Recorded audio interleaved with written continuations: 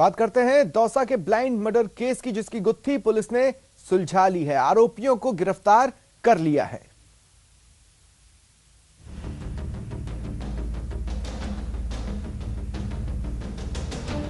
Dausa police ने मेहंदीपुर बालाजी के धर्मशाला में हुई लड़की के मर्डर की उलझी गुत्थी सुलझा ली है।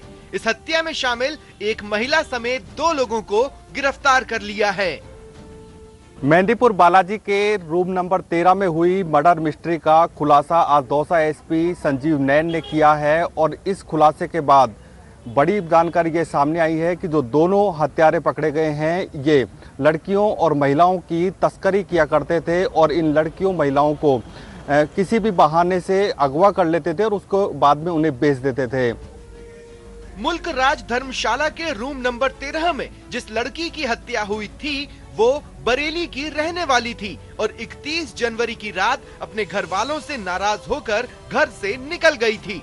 मथुरा जंक्शन पर आकांक्षा की मुलाकात पवन और किरण यादव से हुई। पवन और किरण के बहकावे में आकर आकांक्षा मेहंदीपुर बालाजी आ गई और यहीं पर पवन ने उसके साथ रेप की कोशिश की। जब आकांक्षा ने विरोध किया तो उसकी हत्या कर दी गई। पवन उर्फ अजय शर्मा जो अलीगढ़ का रहने वाला, उसके साथ एक किरण यादव करके महिला है जो इस तरह का काम करते हैं। इस तरह के जो स्थान होते हैं, रेलवे स्टेशन, धर्मशालाएं, धार्मिक स्थल में घूमते हैं, जो महिलाएं लड़कियां उनको मिलती हैं उनको ले जाते हैं, बहला फुसला कर उनको खरीदारी कराते हैं, कहीं ठहराते हैं और उनको फिर इधर उधर भेज देते हैं, गलत धंधों में इन्वॉल्व कर देते हैं।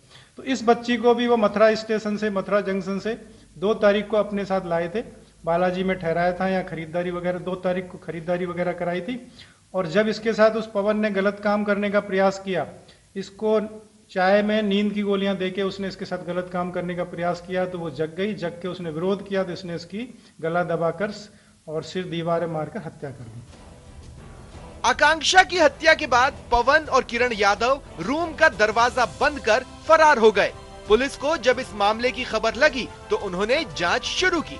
पहले तो उन्होंने मृतक लड़की का पता लगाया और फिर यूपी के अलग अलग शहरों में पूछताछ के बाद आरोपियों को गिरफ्तार कर लिया। तो हमारी टीम ने अलीगढ़, मथुरा, रुड़की, आगरा, और भी कई स्थानों पर दबिश देकर अथक प्रयास करके इन दोनों अपराधियों को पकड़ा है। इसमें खास बात यह है कि इस मामले में गिरफ्तार अलीगढ़ के रहने वाले पवन उर्फ अजय के नाम इसी तरह का एक और मामला डीग थाने में भी दर्ज है। ऐसे में पुलिस अब ये पता लगाने की कोशिश कर रही है कि अब तक उसने कितनी लड़कियों को गलत काम में धकेला है और इनके गिरोह में और कितने लोग हैं। दौसा से न्यूज़ 18 राजस्थान के लिए आशीष शर्मा की रिपोर्ट। और देखिए